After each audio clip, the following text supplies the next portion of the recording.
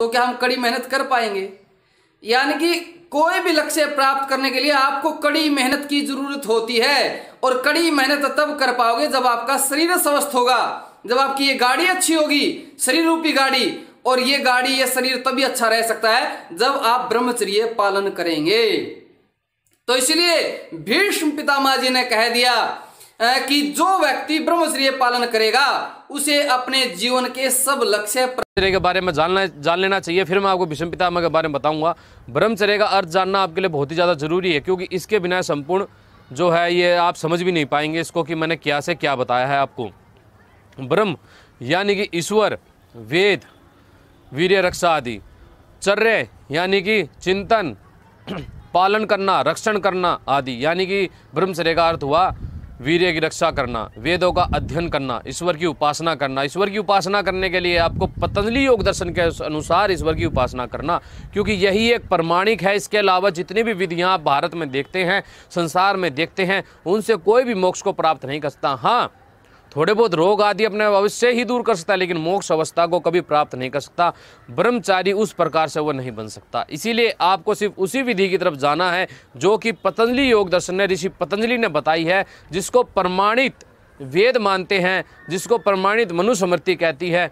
1 वर्ष तक ब्रह्मचर्य का पालन करते हैं तो उसके हमें क्या लाभ प्राप्त होंगे, तो इस विषय में पहले भी कुछ मार्गदर्शन हुआ है, लेकिन इसको आप थोड़ा सा इस प्रकार समझ लें कि अगर एक बड़ा संकल्प किया, पहली तो बात यह है कि उस संकल्प को करने मात्र से आपके अंतःकरण में काफी बदलाव आ जाएंगे, क्योंकि आपको लगेगा कि मैं अब इतने बड़े संकल्प को लिए हुए हूं तो मेरी संकल्प शक्ति वैसी होनी चाहिए। तो फिर आप छोटे छोटे संकल्पों से तो ऊपर उठ गए, फिर आप बड़े संकल्प के लिए कार्य कर रहे हैं, तो आपकी वहां पर एकाग्रता और मानसिक स्थिति परिपक्व हो जाती है। इससे आपकी आध्यात्मिक प्रगति, इससे आपकी योग में प्रगति भी होगी। जैसे ही थोड़ा और आगे बढ़ते हैं और आप उस समय अवधि के नजदीक जाना शुरू करते हैं, तो मैंने पहले भी आपको बताया था कि ये जो चक्र है ये लगभग 45 दिन का चक्र है। 45 दिन में जाकर के आपको ये अनुभव होगा।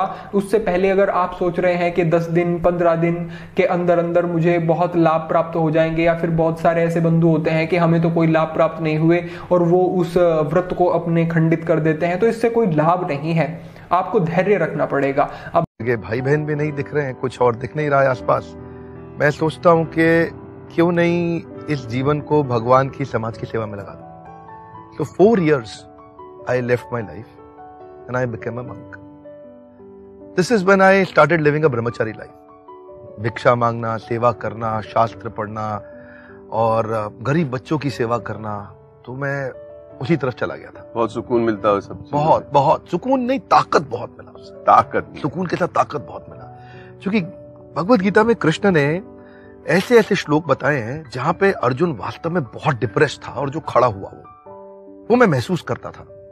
और वो मैं महसूस करता था कि शायद मैं अर्जुन तो नहीं हूं, लेकिन अर्जुन की तरह सुनने का प्रयास कर रहा हूं।